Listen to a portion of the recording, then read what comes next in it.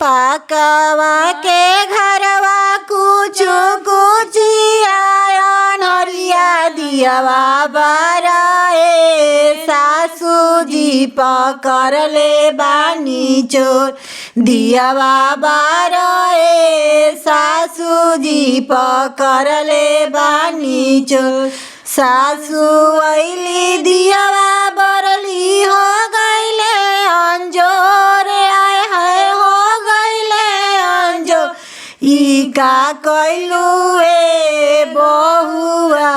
बेटा हवे मोर ई का कइलू ए बहुआ बेटा हवे मोर पाकावा के घरवा कुछु कुचिया नरिया दियावा बराए गोतिनी पकड़ले बानी चोर दियावा बराए गोतिनी पकड़ले बानी चोर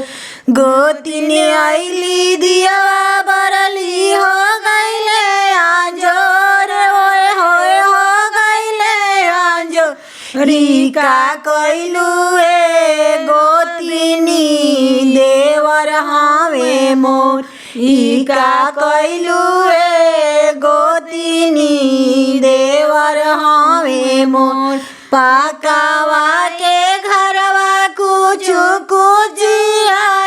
नरिया दियावा बराए ननदो पकड़ले बानी चोर दियावा बराए ननदो पकड़ले बानी चोर ननद अइली दियावा बड़ली हो गइले अंजोर आए हाय हो गइले अंजोर ई का कइलू ए भौजी भैया हवे मोर ई का कइलू ए भौजी भैया हवे मोर ई का कइलू ए भौजी भैया हवे मोर।